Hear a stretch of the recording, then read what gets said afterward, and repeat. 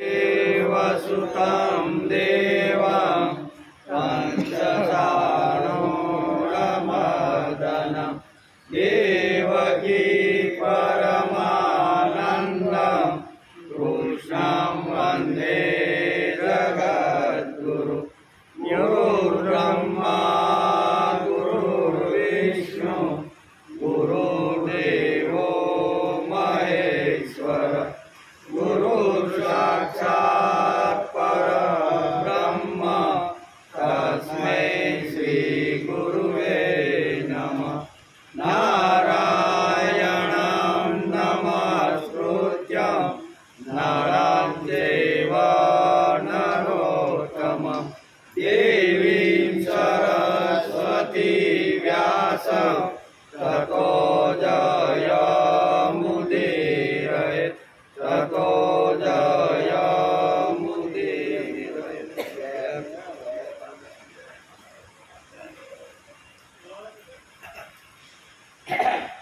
ब्रह्मानंद परम सुखदं केवलं ज्ञानमूर्ते द्वन्द्वातीतं गगनसदृशं तत्त्वमस्यादिलक्ष्यम् एकं नित्यं विमलवचलं सर्वादिवीक्षाभृतं भावातीतं त्रिगुणरहितं सद्गुरुं तं नमामि। ब्रह्मानंद परम सुखदम केवलम ज्ञान मूर्ति ब्रह्मना आनंद स्वरूप गुरु केवा छे ब्रह्मना आनंद स्वरूप परम सुख आपनार केवल स्वरूप ज्ञाननी मूर्ति जेवा द्वंद्वोथी मुक्त आकाश जेवा निर्लेप अने गंभीर तत्वमसी आदि मंत्रो जेनु लक्ष्य छे एवा एक स्वरूप नित्य निर्मल अचल सर्वनी बुद्धिना साक्षी रूप सर्व भावोथी युक्त अने त्रण गुण विनाना एवा श्री सद्गुरुने हूँ नमस्कार करूँ छूं। शुभं करोतु कल्याणं आरोग्यं धन संपदं शत्रुबुद्धि विनाशाय दीपज्योते नमोस्तुते।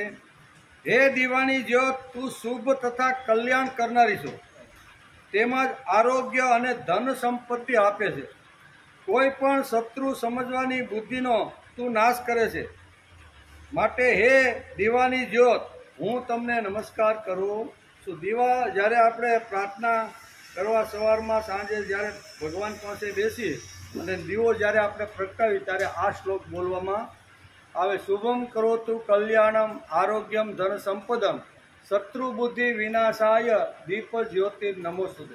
हे दीवानी ज्योत तू अमारू आ बधु जे अकल्याण से अशुभ से अज्ञान से वेम से ये अमारू बधु बाळीने भस्म करी नाख।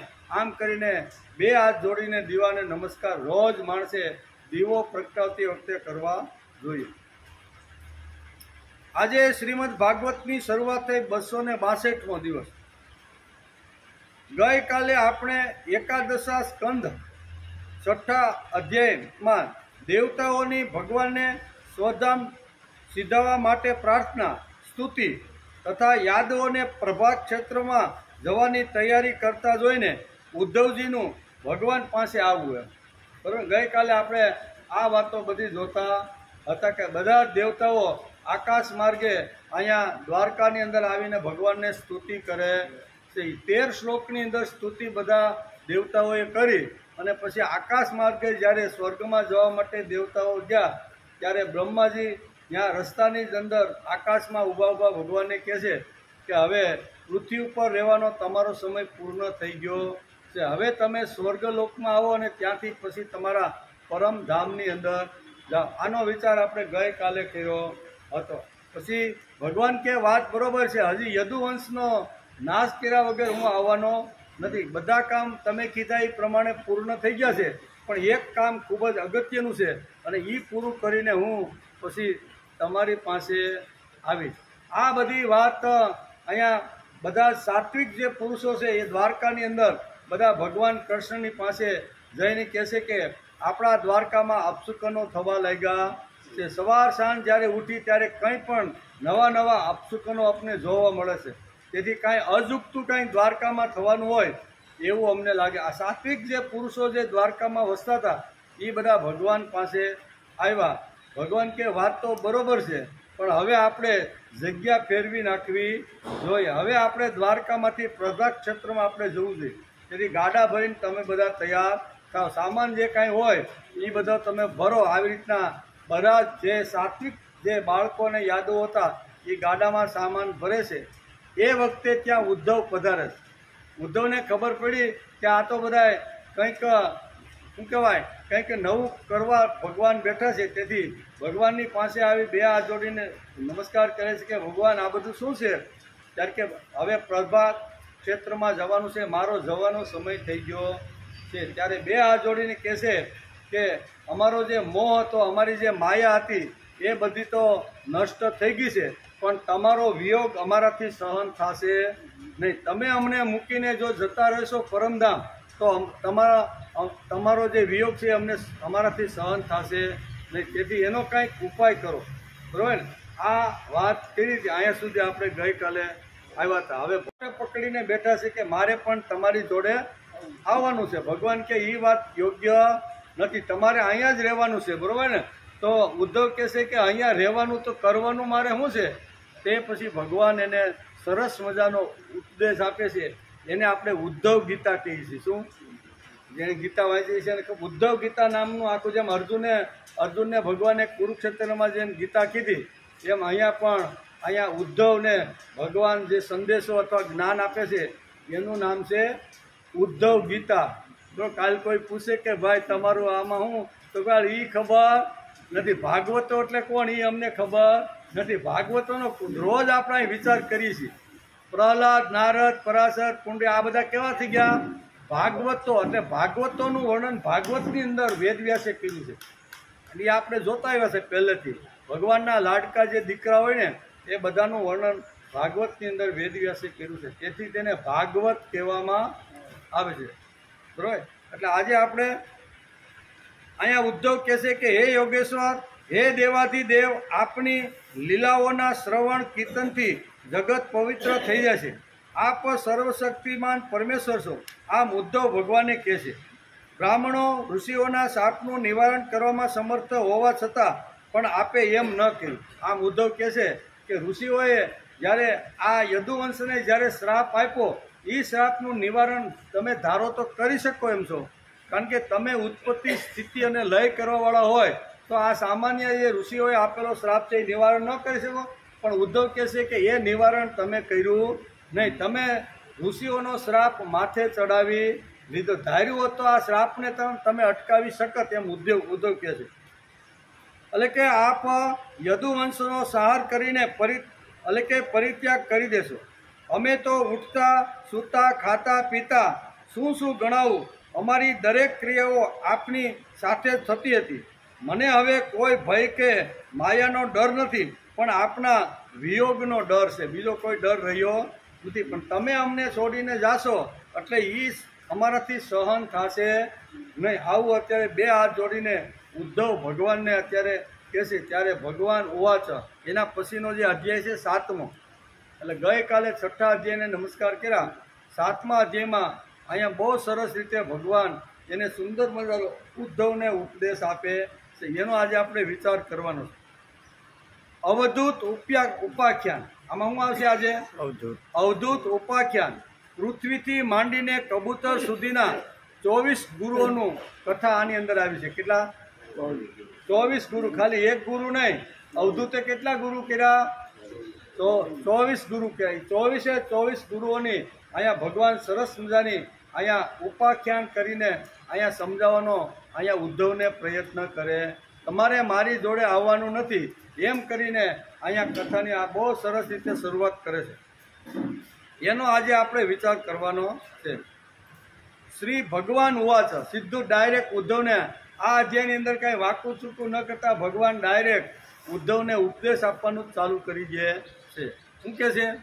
શ્રી ભગવાન ઉવાચ યદાત્યથ્ય મહાભાગા તત્કિંચિત તત્વમેવ મે બ્રહ્મા ભવો લોકપાલા સર્વાસા મે વિકાંક્ષણી મયા નિષ્પાદિતં ક્ષત્ર દેવકાર્યમશેષત યદર્થમતીક્ષ્ણ મે અમેશમ બ્રહ્મણાસ્થિત. શ્રી ભગવાન ઉવાચ, ભગવાન બોલ્યા, હે મહાન ભાગ્યશાળી ઉદ્ધવ, તમે કેવા છો?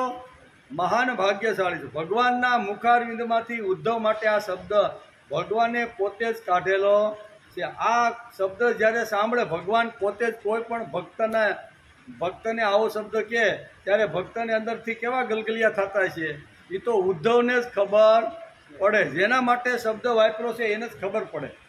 તેથી કહે છે, હે મહાભાગ્યશાળી ઉદ્ધવ, તમે મને જે કહ્યું હું પણ એ જ કરવા ઈચ્છું છું.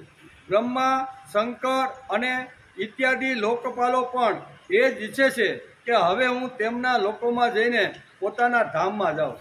બરાબર ને? આ દેવતાઓ અને બ્રહ્માજી પણ આવો જ વિચાર કરીને હમણાં જ ગયા છે. તેઓ પણ એવું ઈચ્છે છે કે પૃથ્વી ઉપરનો ભાર હળવો કરવાનો હતો એ બધો હળવો કરી નાખ્યો ને પાછા તમે અમારા પરમધામમાં પાછા પધારો. આવા બધા દેવતાઓ, શંકર ભગવાન, બ્રહ્મા અને ઘણા બધા આવી રીતના લોકો કહે છે. બ્રહ્માની પ્રાર્થનાથી મેં મારા અંશથી બલરામજીની સાથે જ આ ભૂતળ પર અવતાર લીધો હતો અને દેવતાઓનું જે કાર્ય હતું તે મેં પૂરું સંપન્ન કરી લીધું છે. એમ અત્યારે ઉદ્ધવ અત્યારે ભગવાનને કહે છે કે મેં બલરામજીની સાથે આ ધરતી ઉપર અવતાર લીધો અને મારે જે દેવતાઓએ 125 વર્ષ પહેલાં મારી પાસે આવીને પ્રાર્થના કરી હતી પૃથ્વીના ભાર ઉતારવાની, એ સંપૂર્ણ રીતે મેં મારું કામ સંપન્ન કરી લીધું છે. હવે આ યાદવો જે બ્રાહ્મણોના શાપથી ભસ્મ થઈ ચૂક્યા છે તે પરસ્પરના વિખવાદ અને યુદ્ધથી નષ્ટ થઈ જશે. આજથી 7મા દિવસે સમુદ્ર આ દ્વારકાને ડૂબાડી દેશે. શું કે ભગવાન અત્યારે ઉદ્ધવને કહે છે કે 7 દિવસની વાર છે. 7 દિવસ પહેલા પાણીનો એવો મોટો આવી રીતના ઉથલ પાથલો થશે કે આખી જે સોનાની જે દ્વારકા છે ને એ પાણીની અંદર ગરકાવ થઈ જશે. પાણીની અંદર એ ગરકાવ થઈ જાય છે. હે પ્રિય ઉદ્ધવ, જે ક્ષણે હું આ મૃત્યુલોકનો પરિત્યાગ કરી દઈશ તે જ ક્ષણે તેના તમામ મંગળો નષ્ટ થઈ જશે અને થોડા દિવસોમાં કલિયુગ સંપૂર્ણ રીતે બધાને તેના પ્રભાવથી દબાવી દેશે. બરાબર? આવી રીતની પૃથ્વી આ જે શું કહેવાય દ્વારકા નગરી છે એ સમુદ્રમાં ગરકાવ થઈ જશે. મારા પ્રસ્થાન પછી આ પૃથ્વી પર રહેવું નહીં, કારણ કે મહાત્મા ઉદ્ધવ રુચિ અધર્મમાં જ રહેશે. શું કહે છે? મારા ગયા પછી તમારે વધારે સમય આ પૃથ્વી ઉપર રહેવાનો નથી, કારણ કે ચારે બાજુ કળિયુગ આવી રીતનો આટો વાધી ગયો છે. એટલે કે સાત્વિક લોકો ઓછા છે અને અધર્મને માનનારા આવા નાસ્તિક લોકો આ પૃથ્વી ઉપર એનું પ્રમાણ ખૂબ જ મોટું હશે. સજ્જનો છે, સાત્વિકો છે, સંતો છે, મહાપુરુષો છે, એ તો તમને ક્યાંક જ જોવા મળશે. મોટા ભાગના જે બધા છે ને એ આવી રીતના અધિકાંશ લોકો અધર્મમાં જ રહેશે. હવે તમે આપણા આત્મીય સ્વજન અને ભાઈ બાંધવોને સ્નેહ સંબંધ છોડી દો અને અનન્ય પ્રેમથી મારામાં પોતાનું મન પરોવીને સમદર્શથી પૃથ્વી ઉપર વિચરણ કરો. હું તમને જે કાંઈ જ્ઞાન અત્યારે જે કહી રહ્યો છું એ થોડા સમય પછી તમે એ જ્ઞાન પૂર્ણ બધાને આપ્યા પછી તમે પાછા આ પૃથ્વી ઉપર આ લોક છોડીને તમે મારી પાસે આવી જજો. એમ કે છે વિચરણ કરજો. આ જગતમાં જે કાંઈ મનથી વિચારવામાં આવે છે, વાણીથી કહેવામાં આવે છે, નેત્રોથી જોવામાં આવે છે અને ઇન્દ્રિયોથી શ્રવણ વગેરે કરવામાં આવે છે તે બધું નાશવંત છે. સ્વપ્ન જેવો મનનો વિલાસ છે અને મિથ્યા છે એવું તમે સમજી ચાલો. ઉદ્ધવ ગીતા બહુ સરસ. આ ભગવાન અત્યારે ઉદ્ધવને સરસ મજાનો આવી રીતનો ઉપદેશ આપી રહ્યા છે. શું ઉપદેશ આપે છે? ભાગવતકારે બહુ સરસ રીતે લખ્યું છે. યદિ ઇદમ મનસા વાચા, હું લખ્યું યદિ ઇદમ મનસા વાચા ચક્ષુર્ભા શ્રવણાદિભિ ન સ્વરમ ગૃહમાણાંચ વિધિ માયા મનોરમમ પુંસો યુક્તસ્ય નાનાર્થો પ્રમસ ગુણ દોષભાગ કર્મ કર્મ વિકર્મેતિ ગુણ દોષાધિયો વિદા. ઉદ્ધવ ગીતાની શરૂઆત થઈ ગઈ છે. ભગવાન અત્યારે બહુ સરસ રીતે અહીંયા ઉદ્ધવને સારી રીતે સમજાવે છે. જે ભગવાને અર્જુનને શ્રીમદ ભગવદ્ ગીતા કુરુક્ષેત્રના મેદાનમાં જે ઉપદેશ આપ્યો એને આપણે શ્રીમદ ભગવદ્ ગીતા કહીએ છીએ, પણ ઉદ્ધવને અહીંયા જે ઉપદેશ આપ્યો તેને આપણે ઉદ્ધવ ગીતા કહીએ છીએ. ભગવાન કહે છે કે હે ઉદ્ધવ, આ જગતમાં જે કાંઈ મનથી વિચારવામાં આવે, મનથી આપણે વિચારવામાં આવે, વાણીથી બોલવામાં આવે અને નેત્રોથી જોવામાં આવે છે અને ઇન્દ્રિયોથી શ્રવણ વગેરે કરવામાં આવે છે, તે બધું જ નાશવાન છે. આ ઇન્દ્રિયો પણ અંદરથી જે આત્મતત્વ છે એ ચાલ્યું જાય ને પછી આંખ હોય, કાન હોય કે જે કાંઈ વાણી હોય એ બધું નાશવાન છે. એ પંચમહાભૂતની અંદર પાછળ જે રહેલા લોકો છે ને એ પંચમહાભૂતની અંદર એને અગ્નિની અંદર અગ્નિ સંસ્કાર કરી એ બધું જ નાશવાન છે. અહીંયા ઉદ્ધવ ગીતામાં બહુ સરસ કહે છે એ બધું નાશવાન છે. સ્વપ્ન જેવો મનનો વિલાસ છે, મિથ્યા છે એવું તમે સમજીને ચાલો. આ જે આંખથી આપણે જોઈએ છીએ, કાનથી આપણે સાંભળીએ છીએ, બરોબર, મોઢાથી આપણે જે કાંઈ વાણીનો ઉચ્ચાર કરીએ છીએ ને આ બધું જ નાશવાન છે. શા માટે? આપણે સમજો અહીં બેઠા છીએ, હું આ જે કાંઈ અભ્યાસ છે એ અભ્યાસ આપણે બધા કરતા હોઈએ, પણ અંદર રહેલું જે આત્મતત્વ છે એક જ સેકન્ડમાં જો આમાંથી આત્મતત્વ જો વિદાય લઈ લઈએ તો વાણી ક્યાં ગઈ, શ્રવણ ક્યાં ગયું? બરાબર, આપણે એમ કહીએ કે વાણી પણ ગઈ, શ્રવણ પણ ગયું, બધું જ જાય ને. શા માટે? નકર આંખો તો ઈનોય છે, કાન તો આપણા ઈનોય છે, મોઢું તો ઈનોય છે, પણ અંદરથી એક આત્મતત્વ ચાલુ જાય છે. તેથી આ દેહ છે ને એ નાશવંત દેહ છે. એ નાશવંત દેહનો માણસે વિચાર કરી અને પરમ તત્વને માણસે પામી લેવું જોઈએ. જે આપણી જોડે આવે છે અથવા આપણે જેની જોડે જવાના છીએ એ પરમ તત્વ સાથે સારામાં સારો સંબંધ બાંધી લેવો જોઈએ. જેનું ચિત્ત સંચળ છે એવા અસંયમી પુરુષના અજ્ઞાનને કારણે એટલે કે નાનાત્વની ભાવના હોય છે. તેનું મન ભ્રમણવાળું અને તત્વમાં જોડેલું ન હોવાથી તેનાથી આ ગુણ છે, આ દોષ છે, આ પ્રકારની ભેદ બુદ્ધિ હોય છે.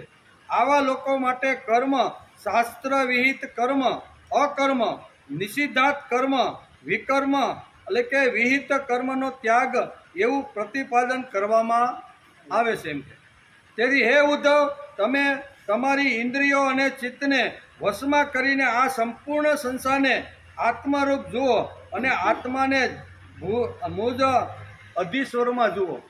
બરાબર, આત્માની અંદર હું અને મારી અંદર આત્મા, તમે આવી જ રીતનો જોવાનો પ્રયત્ન કરો. બરાબર, તમે તમારી ઇન્દ્રિયો અને ચિત્તને વશમાં કરો.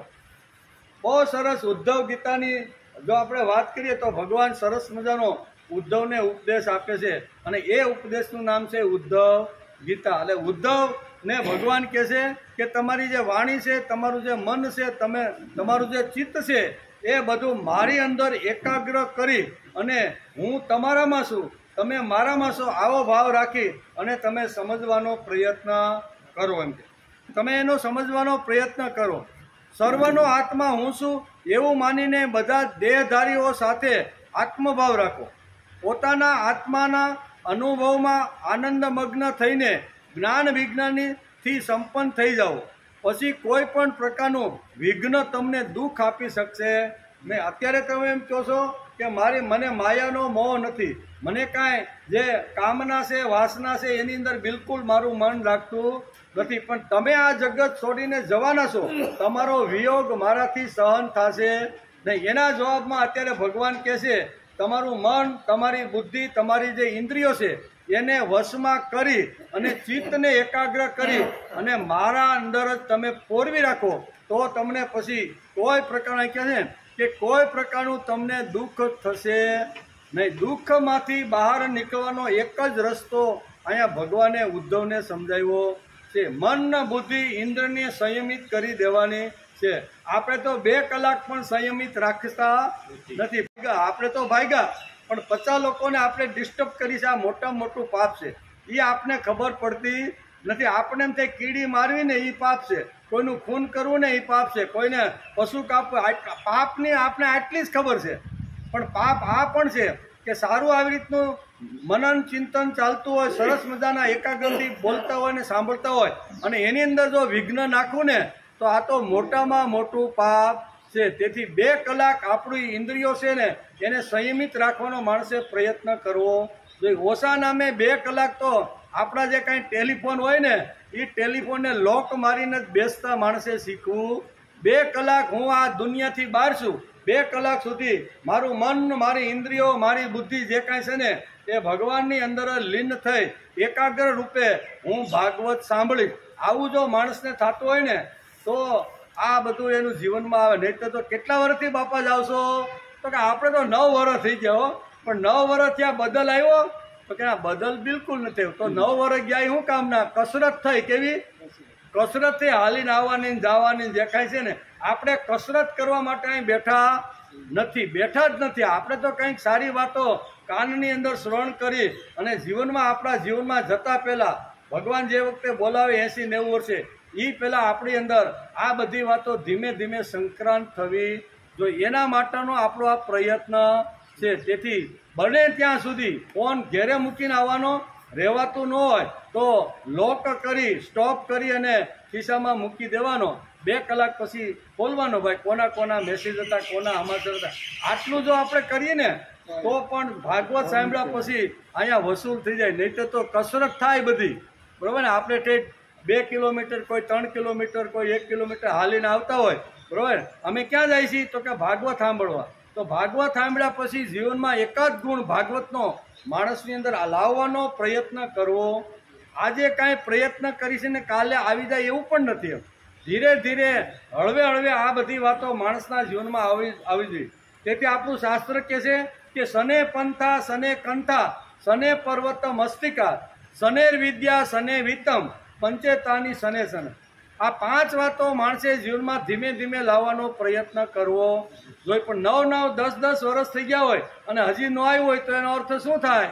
શાસ્ત્ર સને પંથા, નાનક પંથ. ભલે ધીમે ધીમે આવ્યા છે તો 1 વર્ષ, 2 વર્ષ, 3 વર્ષ, 4 ધીમે ધીમે સાંભળતા જાય, સારી વાતો સાંભળતા જાય અને ભગવાનના જે કાંઈ ગુણોનું વર્ણન છે, ભગવાનના મુખારવિંદમાંથી જે વાણી નીકળી છે એનું એકાદું બુંદ પણ જો આપણી અંદર જો આવી જાય ને તો આપણો બેડો પાર થઈ જાય. પણ એ લાવવા માટે આપણા મનને, આપણી બુદ્ધિને, આપણી ઇન્દ્રિયોને સંયમિત બનાવવી પડશે. પણ સંયમિત બનાવ્યા વગર આ વસ્તુ શક્ય નથી. નહીતર આપણું મન હોય કે ફલાણા ભાઈ 9 વાગે ફોન કરવાના હતા, એટલે આપણે ભલે સાંભળવા બેઠા હોય પણ આપણે રાહ જોતા હોય કે ઓલા ભાઈ 9, સાડા 9 મને કીધું હતું ફોન કરીશું. એટલે આપણું ધ્યાન ક્યાં હોય? ખિસ્સા તરફ કે કઈ ઘંટડી વાગે છે. એટલે ઘંટડી વાગી નથી ને 9:30 અહીંથી ભાગ્યા નથી. આવું નહીં. આપણે મનને, ઇન્દ્રિયોને સંયમિત કરવાનો પ્રયત્ન માણસે કરવો જોઈએ. તેથી અહીંયા ઉદ્ધવ ગીતા સમજાવતા અહીંયા ઉદ્ધવને ભગવાન કહે છે કે હે ઉદ્ધવ, ગુણ અને દોષ આ બંનેથી બિલકુલ અતીત થઈ જાઓ. જેમ બાળક ગુણ બુદ્ધિ રાખીને વિહિત કર્મ કરતું નથી અને દોષ બુદ્ધિ રાખીને નિષિદ્ધ કર્મથી નિવૃત્ત પણ થતું નથી. અર્થાત જેમ બાળકના ગુણ બુદ્ધિ કે દોષ બુદ્ધિ હોતા નથી તે તો પરમહંસ જેવું હોય છે, એ જ પ્રમાણે તમે ગુણ અને દોષ બંનેથી પર થઈ જાઓ. ગુણ અને દોષથી બેથી પર થઈ જાઓ. અહીંયા ભાગવતકાર વેદવ્યાસ લખે છે ને ભગવાન ઉદ્ધવને ઉપદેશ આપે છે, તમે બાળક જેવા બની જાઓ. હું આપ્યું બાળકનું દ્રષ્ટાંત આપ્યું છે. બાળકની અંદર કોઈ દોષ બુદ્ધિ હોતી નથી. આજે તમે કદાચ કાંઈ તોફાન કર્યું હોય, 2, 2.5, 3 વર્ષનું બાળક હોય, કાંઈક તોડફોડ કરી હોય અને મમ્મી એને કદાચ 1-2 ઝાપટ પણ મારી જાય, રડે પણ ખરું 2-5 મિનિટ અને પાછું 7 મિનિટ પછી મમ્મી કરતું હાડલો ખેંચવા આવે કે નહીં? આવે કે નહીં? નકર એની મમ્મીએ માર્યું છે તો એના મનની અંદર થયું કે આ મારો દુશ્મન છે, એણે મને માર્યું છે, આની હારે આપણે કટ્ટી કરી નાખી. બાળક આવું વિચારે? બાળક કાંઈ વિચારતું નથી. દોષ અને દોષ બુદ્ધિ જે છે ને એ બાળકની અંદર હોતી નથી. દોષ બુદ્ધિ નહીં ને ગુણમાં 2 શબ્દ ભાગવતકારે લખ્યા છે અને ભગવાન અત્યારે ઉદ્ધવને કહે છે કે હે ઉદ્ધવ, તમારા જીવનમાંથી દોષ બુદ્ધિ અને ગુણ બુદ્ધિ, બરાબર, આ બંને બાળકની જેમ તમારી અંદરથી નીકળી જવા જોઈએ. તેથી ભગવાન બાલકૃષ્ણની ઉપાસના કરવા માટે આપણા શાસ્ત્રમાં મહાપ્રભુજી વલ્લભાચાર્ય આપણે સમજાવ્યું છે, બરાબર ને, કે તમે એક બાળક જેવા બની જાઓ. બાળકની અંદર કોઈ પ્રકારની દોષ બુદ્ધિ કે ગુણ બુદ્ધિ હોતી નથી. એટલે બાળકની ઉપાસના કરવાનું, બાલકૃષ્ણની ઉપાસના વલ્લભાચાર્ય આપણે આ માટે સમજાવી છે. પણ આપણે રમકડા જ રમાડતા ભગવાનને બેહાડી દીધા, બીજું કાંઈ કરવાનું નહીં. આપણે રમકડા રમાડીએ, એને ભોગ ધરીએ, એને હુડાવી, પાછા ઉઠાડીએ, પાછા આમાં જ આપણો મોટા ભાગનો સમય લગભગ જતો રહે છે. વલ્લભાચાર્યનું કહેવાનું એમ હતું કે જે મારા સુધી પહોંચવાનો જે પ્રયત્ન કરે છે એને બાળક જેવું બની જવાનું જોઈએ. કોઈ ગુણ ગાય તો ફૂલાઈ નહીં જવાનું, અને કંઈ દોષ આવી પડે અથવા કોઈ આપણા અવગુણ ગાય તો પડી નહીં જવાનું. આ બે વાત આ જેમ બાળકમાં હોય છે એ બે વાત આપણે ભક્તએ પોતાના જીવનમાં લાવવાનો પ્રયત્ન કરવો. ભગવાનનો મહાન ભક્ત ઉદ્ધવ થઈ ગયા. ભગવાનના આમ તો ઘણા બધા ભક્તો છે, પણ બે ભક્તો એવા છે આ દુનિયાની અંદર કે જે ભગવાનને અતિશય પ્રિય હતા. એમાંનો એક હતો અર્જુન અને બીજા હતા ઉદ્ધવ. આ બંને ભક્તો ભગવાનના લાડકા દીકરા કયો તો લાડકા દીકરા, લાડકા ભક્ત કયો તો લાડકા ભક્ત. આવા અત્યારે ઉદ્ધવને ભગવાન કહે છે કે મારા વિયોગથી તમને જો દુઃખ થવાનું હોય તો તમારી અંદરથી દોષ બુદ્ધિ અને ગુણ બુદ્ધિ આ બે વાતો તમારા જીવનમાં તમે કાઢી નાખજો તો મારા વિયોગનું દુઃખ તમને થશે નહીં. બહુ સરસ સમજાવે છે. શાંતિ રાખવાની, ચિત્ત આપણે ઠેકાણું રાખી અને આપણે શાંતિ રાખવાનો પ્રયત્ન કરવો જોઈએ. એકમાત્ર પરમાત્માનું જ અનુસંધાન. 2 કલાક માટે મારો ઘર નહીં, વ્યવહાર નહીં, ધંધો નહીં, નોકરી નહીં, કંઈ પણ નહીં, બરાબર ને, 2 કલાક માટે બધું જ છોડી અને એકાગ્ર ચિત્તે પરમાત્માનું ચિંતન અનુસંધાન કરતા માણસે બેસવાનો પ્રયત્ન કરવો જોઈએ. એમ ઉદ્ધવને અત્યારે ભગવાન સમજાવશે. આમ કર્મથી તે જન્મ મૃત્યુના ચક્કરમાં પડતો નથી. નહીતર પુનરપી જનનમ પુનરપી મરણમ, શંકરાચાર્ય કીધું ને, આ ચક્કર તો આપણું પુનરપી જનનમ પુનરપી મરણમ, આવી રીતનું શંકરાચાર્ય તર્પટ મંત્રી સ્તોત્રમાં કીધું છે. એ આપણે ચાલુ ન રાખવું હોય તો અમુક સમય માટે, થોડા સમય માટે પણ બધું ભૂલી અને પરમાત્માની અંદર ચિત્તને એકાગ્ર કરવાનો માણસે પ્રયત્ન કરી લેવો. બહુ સરસ વાત સમજાવશે. સુખદેવજી મહારાજ કહે છે કે હે રાજા પરીક્ષિત, જ્યારે ભગવાને આ પ્રમાણે આદેશ આપ્યો ત્યારે ભગવાનના પરમ પ્રિય ઉદ્ધવજીએ તેમને પ્રણામ કરીને તત્વજ્ઞાન પ્રાપ્ત કરવાની ઈચ્છાથી ફરીથી આ પ્રશ્ન પૂછ્યો. આટલી વાત તો ભગવાને બહુ સરસ રીતે ઉદ્ધવને સમજાવી. ઉદ્ધવજી ભગવાનના મુખારમાંથી નીકળતું રહેલું જે જ્ઞાન છે, તત્વજ્ઞાન છે, એનાથી એને તૃપ્તિ થતી નથી. તેથી ઉદ્ધવ ફરીથી પ્રશ્ન પૂછે છે કે ભગવાન, તમે મને જે આ ઉપદેશ આપ્યો ને એ વાતો બરોબર છે, પણ તમારું જ્ઞાન જે છે ને એ પરાકાષ્ઠ ઉપર ગયેલું છે, તેથી એ જ્ઞાનની મને તૃપ્તિ થતી નથી. તેથી ઉદ્ધવ ફરીથી ભગવાનને એક સુંદર મજાનો પ્રશ્ન કરે છે અને એના જવાબમાં ભગવાન બહુ સરસ રીતે એને સમજાવે છે. ઉદ્ધવે પ્રશ્ન કર્યો કે હે ભગવાન, આપ જ યોગેશ્વર છો. કેવા? આપ જ યોગેશ્વર છો. યોગ આપમાં જ પ્રતિષ્ઠિત છે. આપ સાક્ષાત યોગ મૂર્તિ છો અને યોગને ઉત્પન્ન કરનારા પણ આપ જ છો. આપે મારા પરમ કલ્યાણ માટે સંન્યાસ રૂપી ત્યાગનો ઉપદેશ મને કર્યો છે. હે અનંત વિષયી જીવો જે અનેક કામનાઓમાં ફસાયેલા છે તેમના માટે આ ત્યાગનું તત્વ સમજવું અત્યંત મુશ્કેલ છે. ખાસ કરીને જે આપણી ભક્તિથી વિમુખ છે તેમના માટે તો વિશેષ કઠિન છે એવો મારો અભિપ્રાય છે.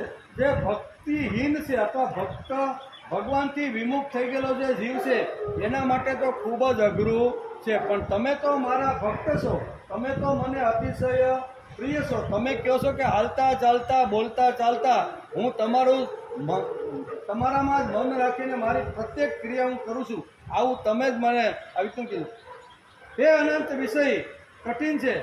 હે પ્રભુ, હું પણ હું અને મારાના ચક્કરમાં ફેલાવ છું. મારી બુદ્ધિ પણ આપણી જ માયાને લીધે પોતાના પરિવાર અને પોતાના સ્વજનોમાં એટલી ગંભીર અહંતા મમતામાં ફસાયેલી છે કે હું મારા પરિવારને છોડી શકતો નથી. મારી બુદ્ધિ અત્યારે એટલી ફસાઈ ગઈ છે અને મેં એની સાથે એટલો પ્રેમ કર્યો છે, એ લોકોએ મારા ઉપર પ્રેમ કર્યો છે કે હું પરિવારને છોડી શકતો. પ્રશ્ન બહુ સારો છે, આપણા માટે જ કદાચ પૂછ્યો છે. આપણી માયાને લીધે પોતાના પરિવાર અને પોતાના સ્વજનમાં એટલી ગંભીર અંતા મમતા ફસાયેલી છે કે હું એને મૂળતા છોડી શકતો નથી. આપે જે હમણાં સંન્યાસ ધર્મનું પ્રતિપાદન કર્યું તેને હું પણ કઈ રીતે સહજ ભાવે અપનાવી શકું તે વિચારીને આપના સેવક એવા મને આપ સરળ રીતે તમે મને ઉપદેશ આપો. સંન્યાસ માર્ગ એટલે ત્યાગનો માર્ગ. બધું છોડો. જે માણસની ઉંમર થાય એટલે ધીમે ધીમે બધું છોડી અને આપણા જે વ્યવહાર હોય એ બધો પુત્રના હાથમાં છોડી અને માણસ સંન્યાસીનો માર્ગ લેવો. આ સંન્યાસીની તમે જે વાત કરી ને એ મને સમજાણી નથી. તો એ ત્યાગની જે વાત છે ને એનું તત્વજ્ઞાન તમે મને સમજાવો. આવો ઉદ્ધવ અત્યારે ભગવાનને પ્રશ્ન કરે છે. હે ઈશ્વર, આપ જ સત્ય સ્વરૂપ છો અને સર્વના નેત્ર સ્વરૂપ પ્રકાશક અને આપ જ છો. સર્વના આત્મા પણ આપ જ છો. આથી આપના સિવાય આ આત્મતત્વના સંબંધમાં પ્રતિપાદન કરનાર હું કંઈ જોતો નથી. કારણ કે બ્રહ્માથી લઈને જેટલા પણ જીવો છે તે બધા જ બ્રહ્મ એટલે કે બાહ્ય દ્રષ્ટિ ધરાવનારા અને આપની માયાથી મોહિત થઈ ગયેલા કે અમીબાથી શરૂ કરી અને મનુષ્ય સુધીની જે સૃષ્ટિ તમે ભગવાન બનાવી છે ને એ બધી આપની માયાની અંદર ગરકાવ થઈ ગયા છે. બધા પશુ પક્ષી હોય કે માનવ સૃષ્ટિ હોય બધા જ આપની માયાની અંદર એવા ગરકાવ થઈ ગયા છે. તેથી હે પ્રભુ, હે પ્રભુ, હું નરના સખા એવા આપ નારાયણના ચરણમાં આવ્યો છું. આપ નિરંજન છો, આપ અનંત છો, આપ અપાર છો, આપ સર્વજ્ઞ છો, સર્વના નિયતા અને અવિનાશી છો. વૈકુંઠના તમે માલિક છો. હું સંસારના તાપોથી તપ્ત રહેલો એક જીવ છું. આપ મને કલ્યાણ માર્ગનો ઉપદેશ આપો. હવે મારું કલ્યાણ શેમાં છે, બરોબર? મારું શુભ શેમાં છે, મારું હિત શેમાં છે ને એવો કલ્યાણનો માર્ગ તમે મને બતાવો. અર્જુન જેમ આવી રીતનો ફસાઈ ગયો તો, બરોબર, લડવાની ના કરો. એણે પણ બે હાથ જોડીને પાછલી બેઠક ઉપર જઈ શું કહેવાય રથમાં બેહીને કહે છે કે ભગવાન તમે મને કલ્યાણનો માર્ગ બતાવો. હું ભ્રમિત થઈ ગયો છું, લડું કે ન લડું.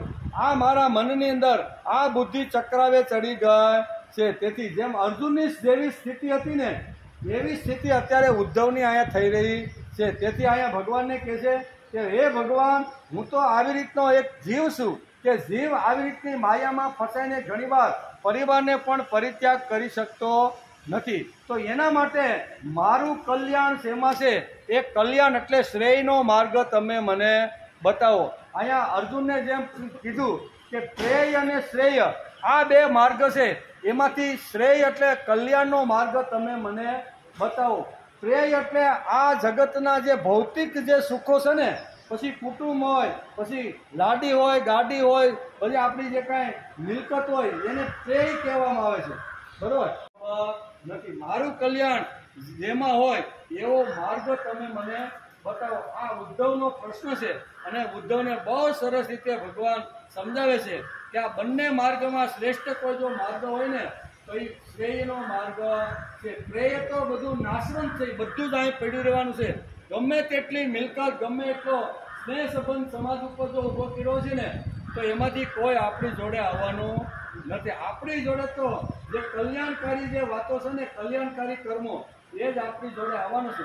તે ભગવાન ઉવાચ પ્રાયેણ મનુજા લોકે લોકતત્વ વિલક્ષણ સમુદરંતિ યાત્માના આત્મનેવા શુભાશયન આત્મનો ગુરુરારાત્મે પુરુષસ્ય વિશેષત યત પ્રત્યક્ષાનુમાનાભ્ય શ્રેયો સાવનુવંદિતે. બહુ સરસ રીતે અહીંયા ભગવાન અત્યારે ઉદ્ધવને કહે છે. શું કહે છે કે હે પ્રિય ઉદ્ધવ, ઘણું કરીને આ સંસારમાં જે લોક વ્યવહાર અને તત્વજ્ઞાનમાં બુદ્ધિમાન હોય છે તેઓ સ્વયં પોતાનો અશુભ વાસનાઓથી ઉદ્ધાર કરી લે છે. હે પ્રિય ઉદ્ધવ, ઘણું ખરું કરીને આ સંસારમાં જે લોકો લોક વ્યવહાર અને તત્વજ્ઞાનમાં બુદ્ધિમાન હોય છે તેઓ સ્વયં પોતાનો અશુભ વાસનાઓથી ઉદ્ધાર કરી લે.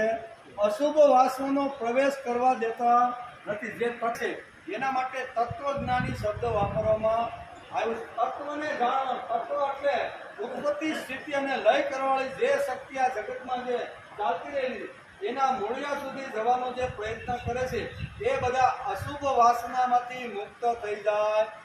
અશુભ વાસનામાંથી જો મુક્ત થવાનું હોય, હૃદયમાં બેઠેલી અશુભ વાસના જો ખલાસ કરવાની હોય તો ભગવાનની જે કથાઓ છે એનું શ્રવણ, એનું મનન અને કીર્તન કરવાથી હૃદયમાં બેઠેલી અશુભ વાસનાઓ ખલાસ થઈ જાય. એકમેક એવો માર્ગ છે આ અશુભ વાસના ખલાસ કરવાનો કરેલા છે. એની અંદર મનને જોડવાનો અમુક સમય સુધી માણસે પ્રયત્ન કરી લેવો જોઈએ. પછી પોતાનો જે કાંઈ વ્યવહાર છે ને એ બધો વ્યવહાર માણસે કરી લેવો જોઈએ. જેમ જૂના કાળની અંદર આપણે બધાને ખબર છે, ઉનાળાના દિવસો હોય, ગામની અંદર સરસ મજાની નદી ચાલતી હોય, મોટા મોટા ઊંડા ગુના હોય અને પછી આપણી પાસે ભેહો તો બહુ જ હતી. કોઈની પાસે 5, કોઈની પાસે 10, કોઈની પાસે આ ભેહો હતી જ નહીં. અને પછી બહુ બધા કે બહુ બાપા બહુ તડકો છે, 11 થયા છે, તમે એકાદ કલાક આ ભેહોને જરીક પાણીમાં બેહાડી આવો. અહીંયા શું કહેવાય, આ બાંધી તો કેટલી બગાવું ને કેટલી ઈકડીઓ કેટલું બધું ચોટી ગયું છે.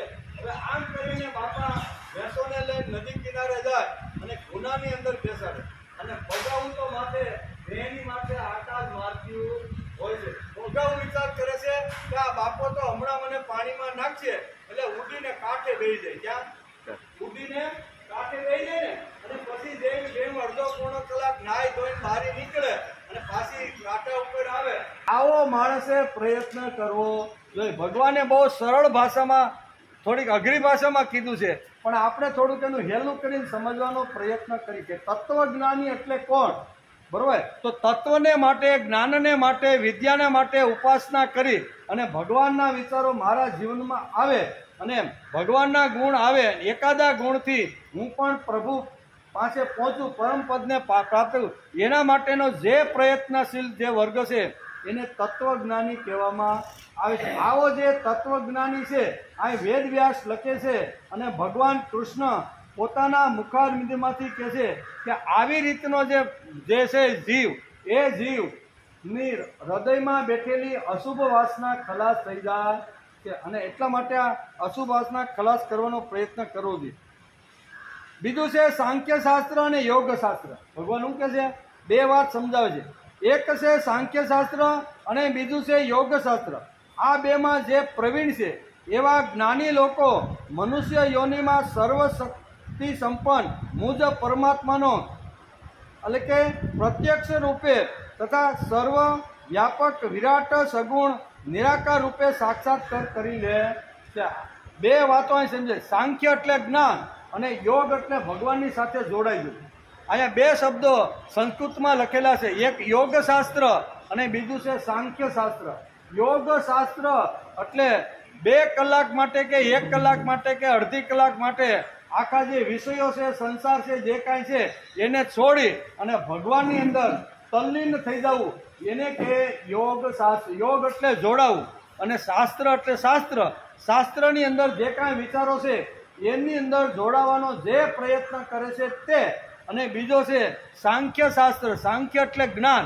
જ્ઞાનની ઉપાસના કરવા માટે મારે જે કાંઈ તકલીફ અથવા અગવડ જો ભોગવવાની છે તો એ અગવડ અને તકલીફ ભોગવીને પણ મારે જ્ઞાન પ્રાપ્ત કરવાનું છે. આ બે વાતો છે અહીંયા ઉદ્ધવને ભગવાન સમજાવે છે કે હે ઉદ્ધવ, સાંખ્ય શાસ્ત્ર અને યોગ શાસ્ત્ર આ બેમાં જે પ્રવીણ છે, કેવા બેમાં જે પ્રવીણ છે. યોગ શાસ્ત્ર હોય તો ભગવાન સાથે જોડાવામાં ઘડીકમાં અડધો કલાક માટે દુનિયાના બધા જ વ્યવહારો બંધ કરી અને મનને ભગવાનની અંદર ડૂબાડી દેવું, આને કહેવાય યોગ શાસ્ત્ર. આમાં જે પ્રવીણ છે, આમાં જે હોશિયાર છે, આમાં જેની બુદ્ધિ અને મન જે લાગેલું છે તે. અને સાંખ્ય શાસ્ત્રમાં જે પ્રવીણ છે તે એવા જ્ઞાની લોકો મનુષ્ય યોનિમાં સર્વશક્તિ સંપન્ન મુજ પરમાત્માના પ્રત્યક્ષ રૂપે આવી રીતના દર્શન કરે છે. આટલું છોડતા આવડવું જોઈ પ્રત્યક્ષ રૂપે તથા સર્વવ્યાપક વિરાટ સગુણ નિરાકારે રૂપે મને મારો સાક્ષાત્કાર એને થઈ જાય છે. ભગવાનનો સાક્ષાત્કાર જો કરવાનો હોય તો ગમે ત્યાં આટા ફેરા મારે ચાલશે નહીં. ભાગવતકાર વેદવ્યાસ લખે છે કે આ બે ગુણો ભક્તની અંદર આવવા જોઈએ. કયું? સાંખ્ય શાસ્ત્ર અને યોગ શાસ્ત્ર. આ બંને જો સારી રીતે સમજીને કરે ને તો એને સાક્ષાત કરવામાં કોઈ અગવડ પડશે નહીં. આપણે તો સાક્ષાત્કાર આપણને થાય ને એના માટે કોઈ બાવા હોય, ભભૂતિ લગાડી હોય ને લંગોટી પહેરીને આરતા મારતો હોય, બરોબર, થોડી ઘણી હિન્દી આવડતી હોય ને બે ચાર રામાયણની ગીતાની વાર્તા આવડી ગઈ હોય, આપણે એમ થાય તો કનખલ છે और हरिद्वार से महाराज आया है, वो साक्षात रूपी है, हमारा मस्तक ऊपर उसका जो हाथ लगे. अध्याय કેટલામો છે? 7મો. 7મા અધ્યાયનો આપણે વિચાર કરી રહ્યા છે. એમાં મારું કલ્યાણ શેમાં છે એ મને પોતાને ખબર નથી. મારું કલ્યાણ જેમાં હોય એવું તમે મને તત્વજ્ઞાન આપો. આવો પ્રશ્ન ઉદ્ધવે અહીંયા ભગવાન શ્રી કૃષ્ણને પૂછેલો છે. એનો વિચાર કરતાં ભગવાન કહે છે કે સાંખ્યશાસ્ત્ર અને યોગશાસ્ત્ર આ બેમાં જે પ્રવીણ છે એવા જ્ઞાની લોકો મનુષ્ય યોનિમાં સર્વશક્તિ સંપન્ન મુજ પરમાત્માનો પ્રત્યક્ષ રૂપે તથા સર્વવ્યાપક વિરાટ સગુણ નિરાકાર રૂપે સાક્ષાત કરી લે છે. મનુષ્ય શરીર હોવું ખૂબ જ જરૂરી છે. ભગવાન અહીં કહે છે કે હું જો પરમાત્મા તરીકે ભગવાન તરીકે આવ્યો હોત તો આ જ્ઞાન મને થાત નહીં, પણ એક મનુષ્ય તરીકે મનુષ્યનું શરીર ધારણ કરીને હું આવ્યો છું. તેથી કે એકદ્વિ ચતુષ્પાદો બહુપાદાસ્તતાત્પદ બહવ્ય સંતિ પુરસૃષ્ટ્વા તાત્મે પૌરુષમ પ્રિય અત્ર માર્ગયંતદ્વા યુક્ત હેતુ વિરીશ્વર ગૃહમાણે ગુણે લિંગ ગ્રાયમાનો નમાગત અત્રાપ્યુદાહર અંતે મિતિ હાસિ પુરાતન અવધૂતસ્ય સંવાદ યદોરમિત તેજસ. બહુ સરસ રીતે અહીંયા ભગવાન કૃષ્ણ અત્યારે ઉદ્ધવને સમજાવતા કહે છે કે એક દ્વિ ત્રિ ચતુષ્પાદો, એક દ્વિ ત્રિ ચતુષ્પાદો. એનો અર્થ અહીંયા ભાગવતકાર લખે છે કે હે ઉદ્ધવ, મેં એક પગવાળા, કેવા?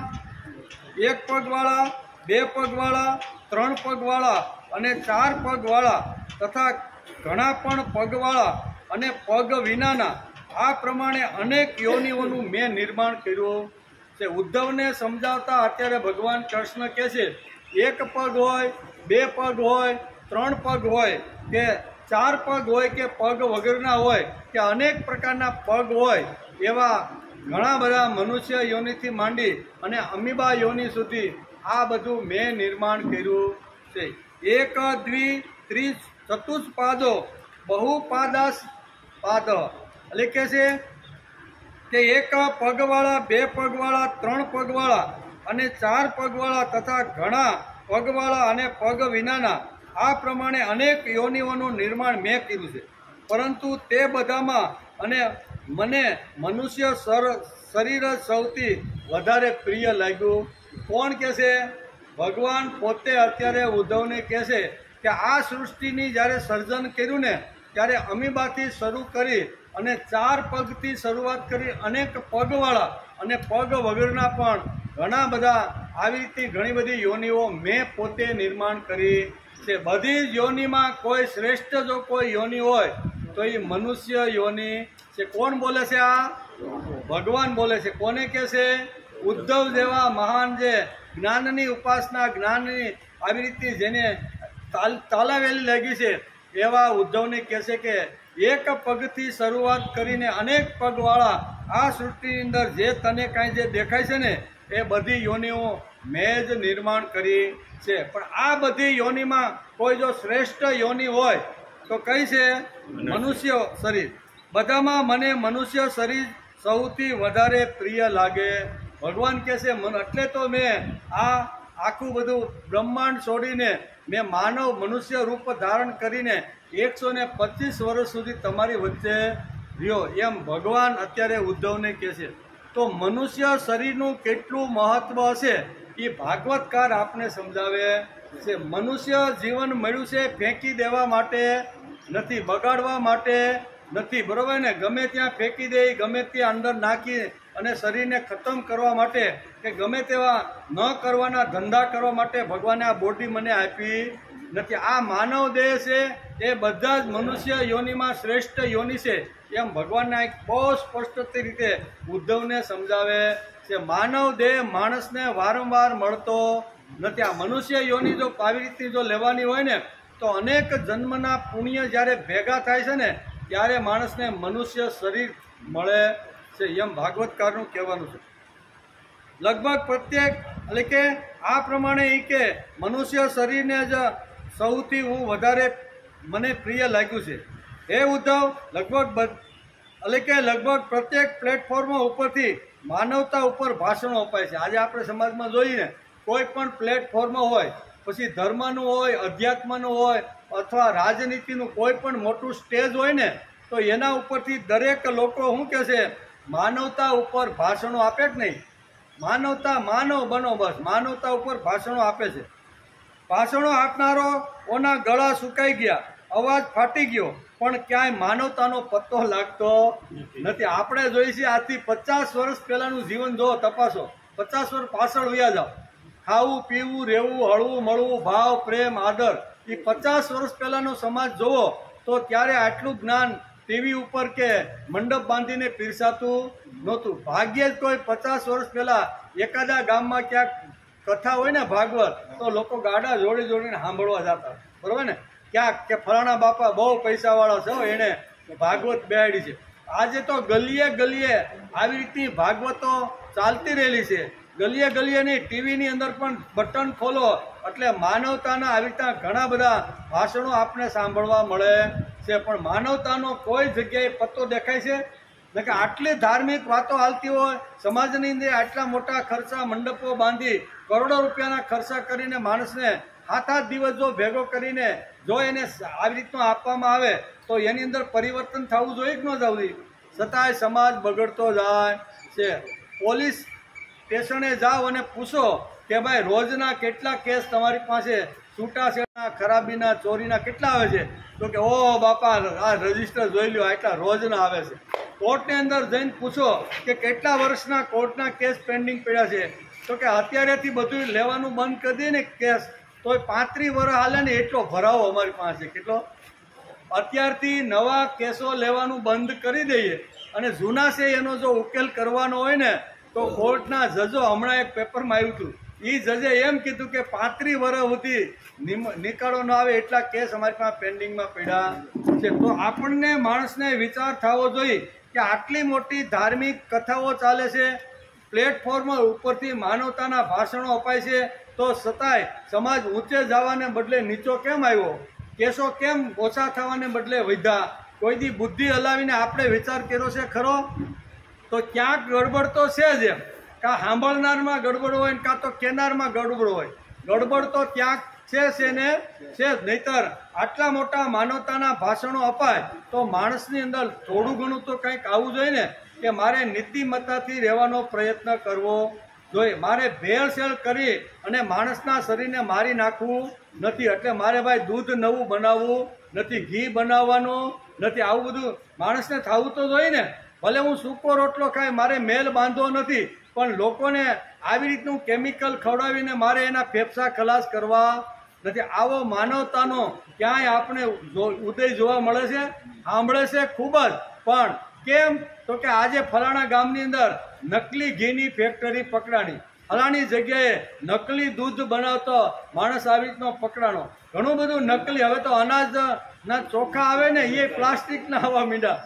નકલી આટલું બધું પ્લેટફોર્મ ઉપરથી માનવતાના ભાષણો જો આપણે સાંભળતા હોઈએ તો સમાજમાં સુધારો કેમ નથી? આ પ્રશ્ન માણસને થવો જોઈએ. ન હોય તો માણસે વિચાર કરવો જોઈએ કે આવું કેમ થતું છે? નકર આથી 50 વર્ષ પહેલા તો ક્યારેક ભાગવત સાંભળતા હતા, પણ એની નીતિમત્તા જુઓ. મારે કોઈનું મફતનું જોતું નથી, ચોરી કરવી નથી, મારે પ્રામાણિકથી ગામમાં જો કોઈ ઉકલી ગયો હોય ને બપોર સુધી તો સાંજે ખીચડી રાંધવાના પણ બંધ થઈ જતા હતા કે ભાઈ આજે આપણે ભલે ભૂખ્યું રહેવું પડે પણ આપણે જમવું. હવે આ બધું ક્યાં ગયું ભાઈ? આ બધું ગયું. નકર વાંચે છે, સાંભળે છે, જોવે છે, ઘણું બધું સારું સારું જોવે છે, સારું સાંભળે છે, પણ એના જીવનમાં ક્યાંય માનવતાનો પત્તો નથી. તેથી અહીંયા ભગવાનને લાગ્યું કે કળયુગની અંદર માનવતાનો પત્તો જ્યારે ખલાસ થશે ને ત્યારે ઉદ્ધવ જેવો એક મહાપુરુષ છે એને હું આ તત્વજ્ઞાન આપીશ ને તો સમાજના અંતિમ માણસ સુધી લઈ જવાનો પ્રયત્ન કરશે. તેથી કહે છે કે મેં ઘણા પ્રકારની યોનિઓ સર્જન કર્યું. એક પગથી શરૂઆત કરી, 2 પગ, 3 પગ, 4 પગ, ચતુષ્પદ આંડ્યું છે. કેવા 4 પગ અને પગ વગરના અને પેટ ઉપર ચાલતા અનેક યોનિઓમાં અનેક આવી રીતના જીવજંતુઓ મેં ઊભા કર્યા છે. પણ શ્રેષ્ઠમાં શ્રેષ્ઠ આટલી બધી યોનિઓ નિર્માણ કર્યા પછી પણ મને મનુષ્ય યોનિ શ્રેષ્ઠ લાગી છે. તેથી મેં વિષ્ણુ લોક છોડીને આ ધરતી ઉપર શું કહેવાય અહીંયા વસુદેવ અને દેવકીના પેટે મેં જન્મ લઈ અને માનવ તરીકે હું આવ્યો છું. માનવ યોનિ શ્રેષ્ઠ છે એમ ભગવાને ઉદ્ધવને અહીંયા સમજાવે છે કે મનુષ્ય શરીર સૌથી વધારે પ્રિય છે. ભાષણો આપનારાઓના ગળા સુકાઈ ગયા, અવાજ ફાટી ગયો, પણ ક્યાંય માનવતાનો પત્તો નથી. વ્યવહારમાં પણ અનેક વાર આપણે કહીએ છીએ કે જરા માણસ જેવો તો થા. વ્યવહારમાં ઘણી વાર કહીએ ને કાંઈક ન કરવાના કામ ધંધા કરતો હોય એટલે આપણે શું કહીએ એ ભાઈ જરાક માણસ જેવો તો માણસ નથી ને? 2 પગ છે, 2 હાથ છે, 2 કાન છે, નાક છે, બધું જ છે કે તો એને કેમ કેવું પડે છે કે ભાઈ તું માણસ થા એમ કે.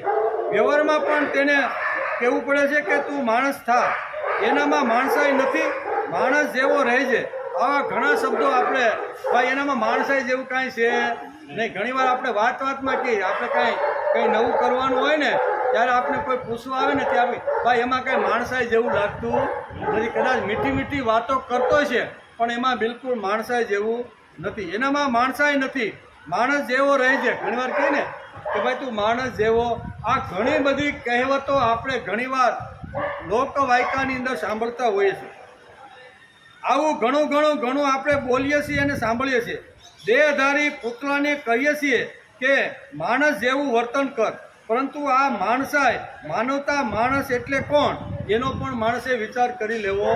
માણસ એટલે કોણ? ભગવાને તો કહી દીધું કે બધી જ યોનિની અંદર મેં મનુષ્ય યોનિ ધારણ કરી છે. શા માટે? કે મનુષ્ય યોનિ શ્રેષ્ઠ યોનિ છે.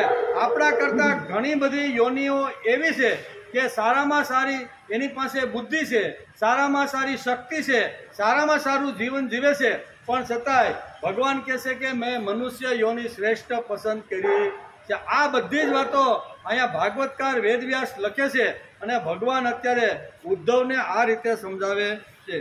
દેહધારી પુત્રને કહીએ છીએ કે માણસ જેવું વર્તન કર, પરંતુ આ માનવતા માણસ એટલે કોણ આ સમજવાનો આપણે ક્યારેય પ્રયત્ન કર્યો છે? શ્રેષ્ઠ માણસ કોને કહેવાય? આ બધી જ વાતો ભાગવતકારે બહુ સરસ રીતે આપણે સમજાવવાનો પ્રયત્ન કર્યો છે કે માણસ એટલે કોણ એમ. માણસને હાથ છે, પગ છે, તે મોટો થાય છે, પરણે છે, છોકરાઓને પરણાવે છે, બીજાને મદદ કરીને મોટાઈ લે છે અને વિશ્વ છોડીને પાછો ચાલ્યો જાય. આટલું જ માણસનું જીવન, આના કરતાં કાંઈ બીજું વિશેષ નહીં. માણસ જન્મે છે, ધીમે ધીમે મોટો થાય છે, ભણે છે, વિદ્યા પ્રાપ્ત કરે છે, લગ્ન કરે છે, બાળકો થાય છે, એ બાળકોને મોટા કરે છે, એને પણ પરણાવે છે, સમાજમાં કોઈ નાના મોટા કામ કરીને મોટાઈ મેળવે છે અને પછી આ વિશ્વ છોડીને આ ભાઈ 90 વર્ષે ચાલ્યા જાય છે. તો આને માણસ કહેવાય ખરો? આટલું તો પશુ પક્ષી પણ કરે છે કે નહીં? આપણી સામે જે કૂતરા જે આ બધા છે ને, કૂતરા છે, ગધેડા છે, બિલાડા છે, એ રીતે એને સંભાળે છે કે નહીં? હમણાં એક ફેસબુક ઉપર બહુ સરસ એક વાત આવી હતી, નાનકડી એવી કે એક ખેડૂત પોતાના ખેતરમાં હાથી હાંકે છે ટ્રેક્ટરથી. બરોબર, પાછળ ટ્રેક્ટરના બધા સાધનો જોડેલા છે, આગળ ટ્રેક્ટર અને પાછળ આવી રીતના બધા હાથી જોડેલા છે. હવે એવા સમયે એ ખેતરની અંદર ટીટોડીએ ઈંડા મૂકેલા અને એ ઈંડા મૂકેલા અને એના ઉપરથી ટ્રેક્ટર તો આમ પસાર થઈ ગયું, પણ એ ટીટોડીના જે ઈંડા હતા એના ઉપર રાપ આવવાની તૈયારી હતી. ટીટોડી ત્યાં આવી અને પોતાને બલિદાન આપવા માટે પાંખું પોળી કરી અને મારું જે થવું હોય થાય, પણ મારા ઈંડા મારા બચ્ચા બસી જવા આ કરે છે કે નથી કરતા? પશુ માનવ બધા જ કરે છે ને. અને આપણે જો એટલું કરતા હોય, આપણે આપણા બચ્ચાને જન્મ આપી મોટા કરી અને એને કાંઈ અગવડ આવે તો અગવડમાંથી બહાર કાઢવાનો પ્રયત્ન કરીને આ બધું જો પશુ પક્ષી જો આટલું કરતા હોય ને એટલું જ જો આપણે કરતા હોઈએ તો આપણામાં અને પશુમાં ફરક શું? તેથી માનવ દેહનું મહત્વ સમજાવ્યું છે કે આ માણસ જો ધારે તો નરમાંથી નારાયણ થઈ શકે છે, આ મનુષ્ય જો ધારે તો કંકરમાંથી શંકર બની શકે છે, આ મનુષ્ય જો ધારે તો વાનરમાંથી નર અને નારાયણ સુધી પહોંચી શકે એવી તાકાત મનુષ્ય શરીરની અંદર છે. એમ ભગવાનને અહીંયા ઉદ્ધવને કહેવાનું છે. અનેક પ્રકારના મેં અનેક યોનિની અંદર આવી રીતના જીવો મેં ઉત્પન્ન કર્યા છે, પણ મને મનુષ્ય જીવન છે ને શ્રેષ્ઠ લાગ્યું છે.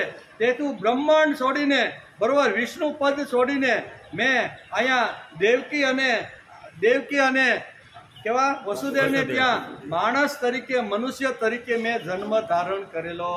કેટલું મનુષ્ય જન્મનું મહત્વ છે એને સમજવાનો માણસે પ્રયત્ન કરવો જોઈએ. ફેંકી દેવા જેવું નથી. ગામ ગપાટા મારી બરબાદ કરી અને જીવનને આવી રીતનું કરવાનું. મનુષ્ય જન્મ મળ્યો છે, ક્ષણભંગુર કદાચ હશે તો ક્ષણભંગુર બનેલો જે માનવ દેહ છે ને એને વાપરી લેવો જોઈએ. સારામાં સારી રીતે વાપરતા માણસને આવડવું જોઈએ. બરોબર. ઘણા કહે ને કે પાણી કેરા બુદબુદા, કબીરે લખ્યું છે. કબીરને જો આપણે વાંચીએ ને તો કબીરે પોતાની વાણીમાં બહુ સરસ રીતે કીધું છે કે પાણી કેરા બુદબુદા અસમાનસ કી જાત, દેખતી શિપ જાતે જો તારા પ્રભાત. પ્રભાતનો તારો જોત જોતામાં જેમ અદૃશ્ય થઈ જાય છે, પાણીનો પરપોટો ઉપર વરસાદ પડે અને જેમ પરપોટો થાય અને પરપોટો ક્ષણવારની અંદર જેમ નાશ થાય છે એવી રીતનું ક્ષણભંગુર માણસનું જીવન છે. તો જો ક્ષણભંગુર જીવન જો માણસનું હોય એ જો આપણે ખબર હોય તો ક્ષણભંગુર હોય તો એનો સારામાં સારી રીતે ઉપયોગ માણસે કરી લેવો. આપણે એમ કે જીવન કેવું છે ક્ષણભંગુર, તો ક્ષણભંગુર છે તો ઉપયોગ કરી લે નહીં, પણ આપણે વાપરતા નથી. આપણે વેડફી નાખી ગામ ગપાટા મારી અને શરીર આવું મળ્યું છે ભગવાને જે પ્રભુ સુધી પહોંચવા માટેનું આ સુંદર શરીર એને આપણે વેડફતા રહેલા છે. તેથી ભગવાનને લાગ્યું કે ઉદ્ધવ મારા ગયા પછી સમાજની અંદર માનવ શરીર એટલે કે મનુષ્યનું શરીર શ્રેષ્ઠ છે એને સમજવાનો પ્રયત્ન કરશે. તેથી અહીં કહે છે અનેક પ્રકારની યોનિઓ મેં સર્જન કરી છે, પણ એમાં મનુષ્ય શરીર ધારણ કરી અને મેં અહીંયા અવતાર લેવાનું નક્કી કર્યું છે. આગળ કહે છે માણસને હાથ છે, પગ છે, તે મોટો થાય છે, પરણે છે, છોકરાઓને પરણાવે છે, બીજાને મદદ કરીને મોટાઈ લે છે અને વિશ્વ છોડીને એક દિવસ આ ચાલ્યો જાય કે નહીં કે ના ના ભાઈ મારે તો હવે 500 વર્ષ સુધી જીવન, ભાઈ તારું કાંઈ હાલતું નથી. એમાં ખોટું શું છે ભાઈ? એમાં કંઈ ખોટું નથી પાછું એમ. બરોબર ને. આપણે સંસાર લઈને બેઠા છીએ એટલે છોકરાને જન્મ આપો એ તો આપણું આવી રીતનું શું કહેવાય પિતૃ ઋણમાંથી આપણે મુક્ત થવાનો પ્રયત્ન માણસે કરવો જોઈએ અને એને પરણાવી નાનાથી મોટા કરી બધું, તો એમાં કાંઈ ખોટું નથી. પણ આ ભાગવતકાર અહીંયા એની સાથે સાથે ઘણું બધું કરવાનું કહેતા જાય છે. એમાં ખોટું શું છે? છતાં પ્રત્યેક બોલે છે કે તું માણસ થા, માણસ જેવું વર્તન કર. આનો અર્થ શું? એ ભાઈ જરી તું માણસ તો થા. ઘણીવાર આવી રીતનું વર્તન કરતો હોય ત્યારે આપણે સહજ બોલી જઈએ. માણસ હોય તો એમાં માણસાઈ એટલે કે માનવતા હોવી જોઈએ. માણસ હોય તો એની અંદર માણસાઈ હોવી જોઈએ. એ જોઈએ, નહીં તો તે માણસ કેમ કહેવાય? માણસની પણ વ્યાખ્યા હોવી જોઈએ. કોઈ કહે છે કે 2 પગ વાળો હોય તેને માણસ કહેવાય, પરંતુ એ વ્યાખ્યા પૂર્ણ નથી. 2 પગ તો કાગડાને હોય, હોલાને હોય, કાબરને હોય, એને પણ 2 પગ હોય ને. 2 પગ છે એટલે માણસ નથી. એ વ્યાખ્યા પૂર્ણ નથી. એમાં થોડી કાંઈક અધુરાશ છે. કારણ કે કાગડાને પણ કે માણસની વ્યાખ્યા આવી હોવી જોઈએ. કોઈ કહે છે કે 2 પગવાળો હોય તે માણસ, પરંતુ આ બુદ્ધિમાં ઉતરતું નથી. કારણ કે કાગડાને પણ 2 પગ હોય છે. કોઈ કહે સંસાર કરે તે માણસ, પરંતુ પશુ પક્ષી બધા સંસાર કરે છે કે નથી કરતા? સારામાં સારો સંસાર કરે છે. હમણાં એક નાનું એવું બુલબુલ, બરાબર ને, અમારી જે નાની વાડી છે ને એમાં રહે ને એમાં હમણાં એક બારીની અંદર એને સરસ મજાનો એક માળો મૂક્યો, નાનો આવડો, અને નાની એવું બુલબુલ એના પીછા જો એનો કલર જો આપણે એમ થાય કે આને પકડી લઈ, એટલું સરસ મજાનું સવારમાં એ બોલતી હોય. અને એણે સરસ મજાનો એ માળો બનાવી અને બારી ખોલીને તો ફટનાની ઉડી અને પાછી જતી. હવે માળાની અંદર દ્રષ્ટિ કરીને તો આપણે વિચાર આવે કે આ બધા ભેગા જેમ નાના નાના તણખલા ભેગા કરીને કેટલો માળો એણે સરસ બનાવ્યો છે ને એ આપણી કલ્પના કરી શકીએ. બુદ્ધિ નથી એમાં, હારામારી બુદ્ધિ છે. એ ક્યાં ભણવા ગીતી ભાઈ? અરે સુગરીને જોવો, સુગરીના માળા ઘણા બધા આપણે જોયા છે. આપણી વાડી હોય એની અંદર વૃક્ષ હોય ને તો એમાં સુગરી ઘણી વાર માળા બાંધે. એ પડી ગયેલો માળો જોવાનો, કેવો પાડવાનો નથી, પણ પડી ગયેલો માળો હોય ને એને વીખીને આપણે જો જોઈ ન તો ખબર પડે. એમાં બેડરૂમ હોય, એમાં કિચન હોય, એમાં ગેસ્ટ માટેનો રૂમ હોય અને કોઈ સાપ અંદર ન કરી જાય ને એવી રીતની ગોઠવણી કરી હોય છે. હવે આ ક્યાં કઈ કોલેજમાં ભણવા ગઈ હતી ભાઈ? ક્યાંય ભણવા ગઈ હતી? પણ છતાંય સારામાં સારું જેમ માણસ આ જે ઘર બનાવે છે એના જેવું પોતાનું ઘર બનાવે કે નથી, એ ભણવા ક્યાંય ગઈ નથી. તેથી 2 પગ હોય એટલે પશુ પક્ષીને હોય છે અને એ પણ આપણા કરતાં સારામાં સારી બુદ્ધિ વાપરી કોઈ જગ્યાએ કોલેજમાં ગયા વગર સારામાં સારા માળાઓ પણ બનાવે છે. આપણે કલ્પના ન કરીને એવા માળા એ બનાવે છે. આપણી બુદ્ધિ કામ કરે નહીં. આ કેવું ગૂંથવું છે, સાંસમાં કેવી રીતે લાવ્યા છે, કેવી રીતે કર્યું. હવે આપણે એને જો તોડીને કરવાનું તો અડધો કલાક વહી જાય. આનું બેડરૂમ જોવા માટે બધું કરીએ ને ઉગીને, તો આટલો સરસ જેણે માળો બનાવ્યો છે એની પાસે બુદ્ધિ નથી. તો બુદ્ધિ છે એટલે માણસ નહીં, 2 પગ છે એટલે માણસ નહીં. તો માણસ કોણ ભાઈ? પ્રશ્ન પાછો હાથ થવો જોઈએ. કાગડાને પણ 2 પગ હોય છે. કોઈ કહે સંસાર કરે તે માણસ, પશુ પક્ષી બધા સંસાર કરે છે. તો માણસ કોણ? આમ ભાગવત અત્યારે પ્રશ્ન આપને પૂછે. ભાગવત અને ગીતામાં માણસની વ્યાખ્યા ભગવાને કરી છે કે મમ વર્તમાનું વર્તન તે મનુષ્ય પાર્થ સર્વસ્વ. જે મારા રસ્તે ચાલે તે જ માણસ, બાકી કોઈ આ જગતમાં માણસ નથી. બહુ સરસ અહીંયા શાસ્ત્રકારો આપણે સમજાવશે.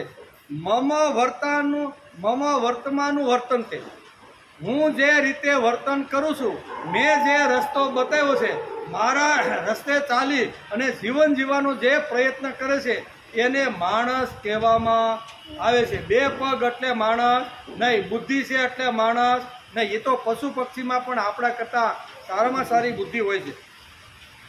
મારે એટલે કે ભગવાનને રસ્તે જે ચાલતા હશે એટલા જ માણસ.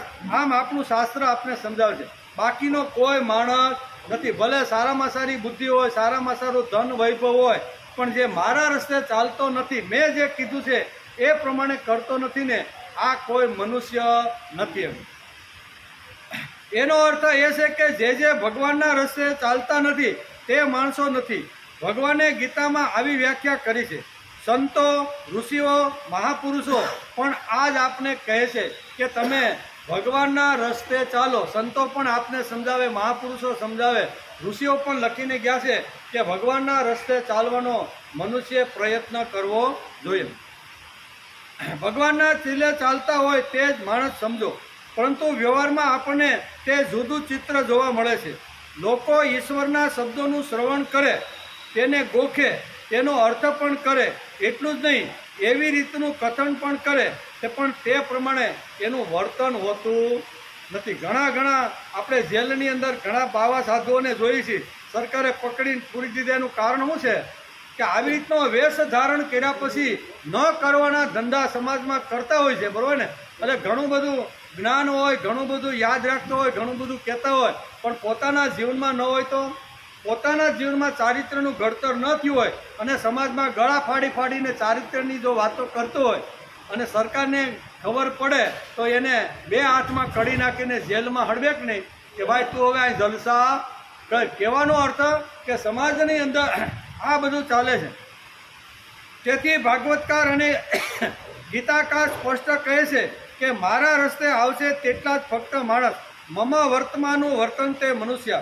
ભાગવતકાર વેદવ્યાસ 11 સ્કંદ 7મા અધ્યાયના 22મા શ્લોકમાં, ઘરે ભાગવત તો ખોલીને જોઈ લેજો કે મનુષ્ય જીવન શ્રેષ્ઠ શા માટે છે. ઘણી બધી યોનિઓ મેં જ નિર્માણ કરી છે. અમીબાથી શરૂઆત કરી અને કોઈ 1 પગે હાલતું છે, કોઈ 2 પગે, કોઈ ચતુર્થ પગે, બધી જ યોનિઓ મેં જ નિર્માણ કરી છે, પણ બધા યોનિમાં શ્રેષ્ઠ કોઈ જો યોનિ હોય તો મેં પણ મનુષ્ય યોનિમાં જન્મ ધારણ કર્યો છે, તેથી મનુષ્ય યોનિ શ્રેષ્ઠ છે એમ ભાગવતકારને અહીંયા એકાદશા સ્કંદના 7મા અધ્યાયના અહીંયા 22મા શ્લોકમાં આપણે આ વાત અહીંયા ભાગવતકાર સમજાવે છે.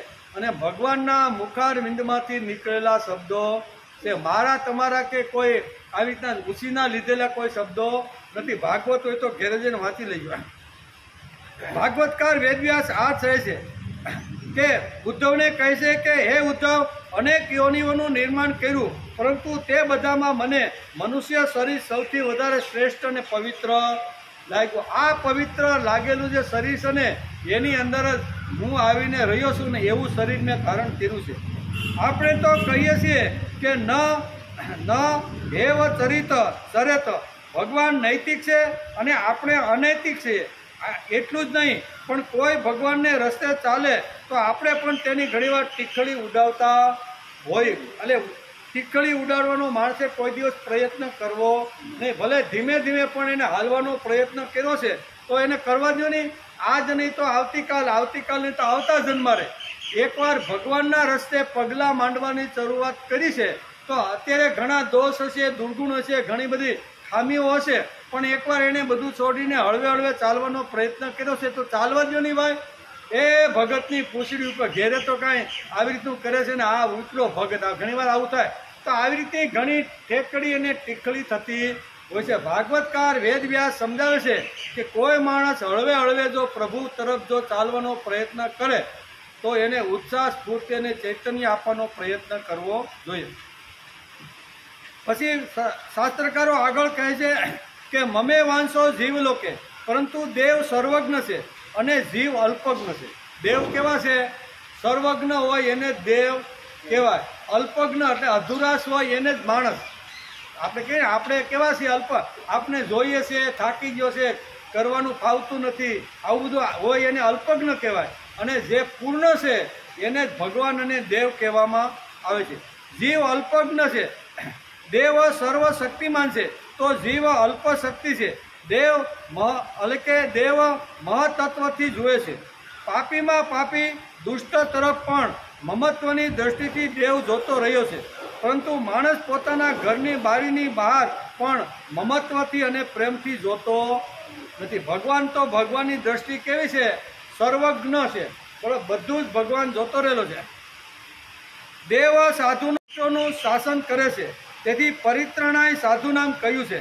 પરંતુ માણસ સાધુ પવિત્ર સંતોની ઉપેક્ષા અને દુષ્ટોને નમસ્કાર કરે છે. સાધુ હોય, સજ્જન હોય, દુષ્ટ હોય, પણ ભગવાન તો બધાને પંપાળે છે, પાળે છે, પોષે છે, બધું જ કરે કે નહીં? ભગવાનની સામે ગમે તેટલો વિરોધ આપણે કરતા હોઈએ પણ સવારે ભગવાન એ જ ભાવથી, એ જ પ્રેમથી ભગવાન સવારમાં આપણે ઉઠાડી અને સુંદર મજાની સ્મૃતિનું દાન કરે છે કે નહીં? નકર ભગવાન વિચાર કરે રાત્રે સૂતો તો ને આ ભાઈ ત્યારે મને યાદ કર્યો નથી. ગમે તેવા ગામ ગપાટા મારા વિરુદ્ધમાં ગમે તેવું બોલી ન કરવાની વાતો કરીને આ ભાઈ ઘોંટાઈ ગયો છે. હવે આ ઘોંટાઈ ગયેલો છે તેનો ઘોંટાઈ ગયેલો જ રહેવા દો, હવે મારે આને ઉઠાડવો નથી એમ કરીને ભગવાન હાર્ટ એટેક એને આપતા નથી. એટલા જ પ્રેમથી આ દુષ્ટ યાદ કરે કે ન કરે, ભગવાન પ્રત્યે પ્રેમ કરે કે ન કરે, ભગવાનનો આદર કરે કે ન કરે, પણ એટલા જ પ્રેમથી, એટલા જ ભાવથી ભગવાન સવારે પથારીમાં આવી અને માથે હાથ ફેરીને કહે છે, દીકરા ઉઠ. શા માટે? ભગવાનને 100% વિશ્વાસ અને શ્રદ્ધા છે કે ભલે આ અત્યારે જીવડો બની ગયો છે પણ જીવમાંથી એ મારા સુધી એકવાર, એક આ જન્મારે નહીં તો બીજા જન્મારે આ મારી પાસે જ આવવાનો છે. અને વાત બરોબર છે, શિવમાંથી છૂટું પડેલું જે તત્વ છે એ તત્વને આપણે જીવ કહીએ છીએ. અને જીવ જ્યારે આ જગત છોડીને જાય છે ત્યારે એ જ તત્વ પાછું શિવની અંદર ભળી જાય છે. તેથી ભગવાનને આપણા ઉપર કેટલી આશા છે કે આજ નહીં તો આવતીકાલે મારો દીકરો મને યાદ કરતો થશે. એટલે પ્રેમથી સવારે ભગવાન આપણી પથારી પાસે આવી અને હુંફાળો હાથ ફેરવી અને ઉઠાડે છે કે દીકરા ઉઠ, એમ કરી અને સ્મૃતિનું પોટલું, યાદ શક્તિનું પોટલું બધું આપે કે નહીં? દુષ્ટ હોય, ગમે તેવો સાત્વિક હોય, સજ્જન હોય, એને પણ ભગવાન પંપાળતા રહેલા છે. સાધુનું જેમ રક્ષણ કરે છે એમ દુષ્ટનું ઉપર ભગવાન પણ શાસન કરે છે. દેવ પોતે ઘસાઈને માણસનો યોગક્ષેમ ચલાવે છે, પરંતુ માણસ પોતાના જ ભાઈઓને સૂચીને યોગક્ષેમ ચલાવે છે. આ શબ્દ ભાગવતકારે બહુ સરસ લખ્યો છે. હું લખ્યું છે, દેવ પોતે ઘસાઈને માણસનો યોગ ચલાવે છે.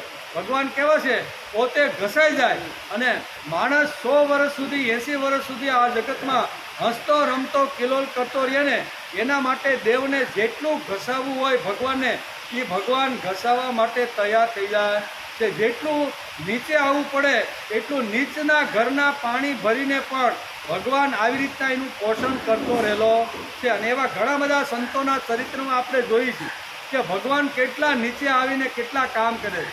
પાણી ભરવાનું હોય, ફૂલ લાવવાના હોય, વાયદું કરવાનું હોય, રસોઈ બનાવવાની હોય, સાણા થાપવાના હોય, પછી ગારો ખૂંદવાનો હોય. વિચાર તો કરો કે ભગવાન આટલી જે ઉત્પત્તિ સ્થિતિ અને લય કરવાળો જે ભગવાન છે એ કેટલા નીચા હલકા થાય અને આવા ભક્તના ઘરે કેવા મોટા કામ કરતા રહેલા છે. ભગવાનને માણસને આવી રીતનો બનાવવા માટે જેટલું નીચું જવું પડે એટલું ભગવાન જવા માટે તૈયાર છે. હવે દેવો પોતે ઘસાઈને માણસનો યોગક્ષેમ ચલાવે છે, પરંતુ માણસ પોતાના જ ભાઈઓને સૂચી લે. 2 ભાઈઓ હોય, જુદા થતા હોય ને, તે નાના ભાઈને સૂચવાનું કામ મોટો ભાઈ જબરજસ્ત કરતો હોય છે. બરાબર ને, કે વધારેમાં વધારે સંપત્તિ મારા નાના ભાઈની મને કેમ મળે, ગમે તેમ આડું અવળું કરીને એને સૂચવાનો માણસ પ્રયત્ન કરતો હોય છે. એને સૂચવાનો પ્રયત્ન કરતો હોય છે. દેવ પોતાનો મિત્ર સંકટમાં આવે તો કૂદીને મદદ કરે છે, પણ માણસ મિત્ર સંકટમાં આવે તો મોઢું ફેરવીને બીજી ગલીમાં થઈને બારોબાર વયો જાય. કે આ સમાજનું દ્રશ્ય છે. કહેવાનું તાત્પર્ય એ છે કે પ્રભુનું વર્તન અને આપણું વર્તન તદ્દન ઉલટું છે. કેવું? ભગવાનનું વર્તન અને આપણું વર્તન તદ્દન ઉલટું છે. ભગવાને એકાદશા સ્કંદના 7મા અધ્યાયમાં તેનો વિચાર કહી નાખ્યો છે કે મનુષ્ય મને આટલા માટે પ્રિય છે.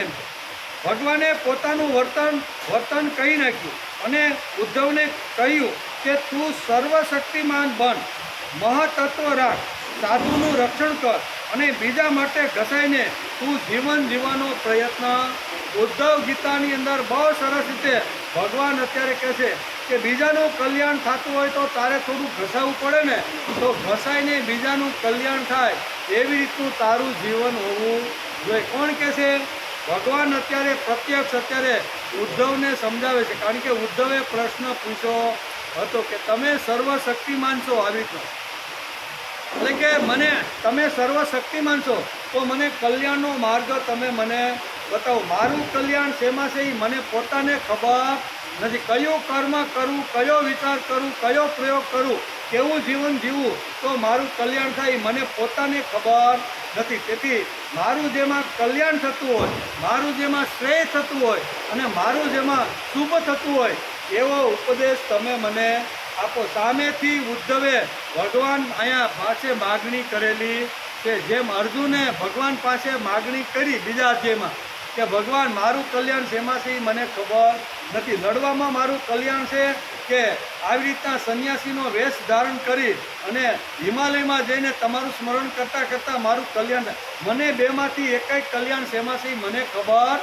નથી. ભગવાનને એકવાર આપણે જો આવી રીતનું સોંપી દઈએ ને તો ભગવાન આપણે 100% માર્ગદર્શન. શું કહેવાય, એક ગાંઠ બાંધીને બેઠા છીએ કે મારું કલ્યાણ તો મને જ ખબર છે, તને શું ખબર પડે ભાઈ, મારે શું કરવું, મારું કલ્યાણ શેમાં, મારું સુખ શેમાં છે એ મને પોતાને ખબર છે. અહીંયા ભાગવતકાર વેદવ્યાસ આપને સમજાવે છે કે આપણું કલ્યાણ આપણા હાથમાં નથી, ભગવાનને સોંપી દેવું જોઈએ. પણ આપણા આમાંનું કંઈ આચરણ ન કરતા હોઈએ તો માણસ કેમ આમાંનું કંઈ આચરણ મૂકતા નથી. દેવને માર્ગે જવાનું કદાચ કઠણ લાગે એવું દેવ થવાનું બધા માટે શક્ય નથી, ન બને પણ તું ખાલી માણસ તો થા, દેવ ન થતો કાંઈ નહીં. પણ આપણે ઘણીવાર એવા ઘણા કર્મ કરીએ, તમે તું માણસ તો થા. એટલે ભાગવતકાર એટલી અપેક્ષા રાખે છે પહેલાં તારે માણસ થવાનું, પછી ભગવાનનો માણસ થવાનું અને પછી ભગવાન થવાનું, આ 3 પગથી ભાગવતકાર આપને સમજાવે છે. કદાચ દેવ થવાનું જો તારી અંદર શક્તિ ન હોય, સક્ષમ ન હોય, તો તું પહેલાં માણસ થવાની શરૂઆત કે હું માણસ છું. નાહમ પશુ નાહમ પક્ષી, હું પશુ પણ નથી અને હું પક્ષી પણ નથી, હું માણસ છું. આ 3 શબ્દ માણસે યાદ રાખી લેવા જોઈએ. તો ન બને પણ તું માણસ થા. તેથી જ ભાગવતકાર વેદવ્યાસ લખે છે અને ભગવાન કૃષ્ણ ઉદ્ધવને કહે છે કે જો 1 પગવાળા, 2 પગવાળા, 4 પગવાળા અનેક યોનિઓનું નિર્માણ કર્યું છે, પરંતુ તે બધામાં મને મનુષ્ય શરીર જ સૌથી વધારે પ્રિય છે. શા માટે? આ મુદ્દો મને બધા શરીર તો મેં જ ધારણ કર્યા છે અથવા મેં જ ઉત્પન્ન કર્યા છે, એમાં મનુષ્ય શરીર શ્રેષ્ઠ છે અને તે મને વધારે પ્રિય છે. આપણે સેંકડો ભજનો ગાઈએ, સેંકડો શ્લોકો યાદ રાખીએ, બધું ગોખી કાઢીએ, ગીતા ભાગવત મોઢે કરીએ, પણ 3 શબ્દો આપણે ભૂલી ગયા છે. બધું જ બોલીએ, ગીતા ગોખી નાખીએ, સારા આવી રીતના કહેવાય આવા ભજનો કીર્તનો આપણે બધું ઘણું બધું ગોખી નાખીએ, પણ 3 શબ્દો ગોખતા ભૂલાઈ ગયા છે. કયા? હું માણસ છું. આ શબ્દ ગોખી રાખવો જોઈએ. એટલે આપણે સેંકડો ભજનો શ્લોકો યાદ રાખીએ, બધું ગોખીએ છીએ, ગીતા ભાગવત મોઢે કરીએ, પણ 3 શબ્દો આપણે ભૂલી ગયા છીએ. ક્યાં 3 શબ્દો? હું માણસ છું, હું પશુ નથી, હું પક્ષી નથી, હું જીવ જંતુ કે જીવડો નથી, હું માણસ છું. અને હું જો માણસ હોય તો માણસની અંદર કયા કયા ગુણો હોવા જોઈએ, એમ અહીંયા ભગવાન બહુ સરસ રીતે ઉદ્ધવને સમજાવે છે. હું માણસ છું, બધી યોનિઓ કરતાં માનવની યોનિ શ્રેષ્ઠ યોનિ છે. તેથી ભગવાન ઉદ્ધવને કહે છે કે મનુષ્ય શરીર સૌથી વધારે મને પ્રિય છે. ભાગવતકારનો આગ્રહ આ 3 શબ્દો માટે છે, પરંતુ આજે આપણે આ ભૂલી ગયા છીએ. કોઈ મહાપુરુષ એટલે કે પાંડુરંગ શાસ્ત્રી જેવા મહાપુરુષ આવે અને ફરીથી આપણે ઢંઢોળીને કહે કે ભાઈ તું માણસ જેવો તો થા. ઓછા નામે માણસ થવા માટે ભગવાન પ્રત્યેની કૃતજ્ઞતા માણસે વ્યક્ત કરવી.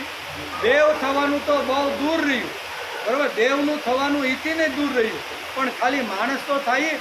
તો માણસ થવા માટે ભગવાન પ્રત્યેની કૃતજ્ઞતા માણસની પાસે હોવી જોઈએ. જે ભગવાન મને સવારે ઉઠ્યા પછી સ્મૃતિ આપે છે, જે બપોરે જેમાં પછી મને શક્તિ આપે છે, અને રાત્રે થાકો પાકો જ્યારે પથારીમાં પડું છું ત્યારે ભગવાન મને જે શાંતિનું જે દાન આપે છે, એ શક્તિ, સ્મૃતિ અને શાંતિનું દાન જે મને રોજ ભગવાન કરવા માટે આવે છે, કમસે કમ એને હું નમસ્કાર કરું.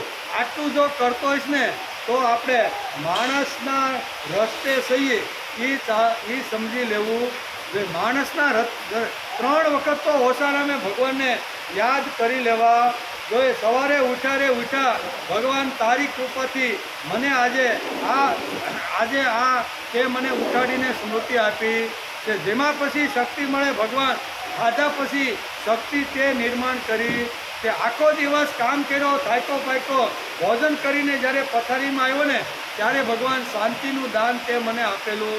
આ 3 વાતો જો માણસને યાદ રહી જાય ને તો આપણે બધા માનવતાના રસ્તે, માણસના રસ્તે, એકવાર માણસના રસ્તે ચાલવાનો પ્રયત્ન કરશું અને એમાંથી દેવના થવાનો પ્રયત્ન કરશું, અને એનાથી આગળ ત્રીજી જે પંક્તિ છે એ હું જ દેવ છું, હું જ બ્રહ્મ છું, અહમ બ્રહ્માસ્મિ. આ શંકરાચાર્ય જે ઘોષણા કરી છે ને ત્યાં સુધી આપણે પહોંચવાનું છે. પણ આપણો ટાઈમ પૂરો થઈ ગયો. અત્યારે કેવો ટાઈમ પૂરો થઈ ગયો છે, એટલે આપણે આ એક શબ્દ આજે યાદ રાખવાનો કે કયો? હું માણસ છું. અને બીજી પંક્તિ સીધી આવે છે કે હું દેવનો માણસ છું, ભગવાનનો માણસ છું. અને ત્રીજી પંક્તિ આવે છે હું ભગવાન છું. ભગવાન બનવાનો પ્રયત્ન માણસે કરવો જોઈએ. ઘણી બધી વાતો ભાગવતકાર વેદવ્યાસે એકાદશા સ્કંદના આ 7મા અધ્યાયમાં લખી રાખી છે, પણ આપણો ટાઈમ પૂરો થઈ ગયો. આવતીકાલે આપણે આવશું ને ત્યારે ભગવાન એને સરસ મજાનું ઉદ્ધવને આ આખી ઉદ્ધવ ગીતા જે કહે છે ને સુંદર મજાનું તત્વજ્ઞાન છે, સરળ ભાષામાં કીધેલું છે, સામાન્ય માણસ પણ સમજી શકે એવી ભાષા ભગવાન અહીં બોલેલા કે બહુ સરળ ભાષા છે ને, કે એક પગવાળું, બે પગવાળું, ચાર પગવાળું અને પગ વગરનું અને અનેક પગવાળું આ અનેક યોનિઓ મેં જ નિર્માણ કરી છે. આમાં ક્યાં અઘરું છે? કોણ કહે છે? ભગવાન કે બધી યોની મેં જ ઉત્પન્ન કરી છે. અને આ બધી યોનિમાં કોઈ જો શ્રેષ્ઠ યોનિ હોય તો મનુષ્ય યોનિ છે. તેથી મેં અહીંયા વસુદેવ અને દેવકીના પેટે જન્મ લઈ અને મનુષ્ય અવતાર લીધો. આ બધી વાતો ભાગવતની અંદર લખેલી છે અને ઉદ્ધવને ભગવાન આ રીતે સમજાવે છે. બરોબર ને? તો ટાઈમ આપણો પૂરો. આવતીકાલે આવશું. ઘણા લોકો આપણે અહીંથી જવું ને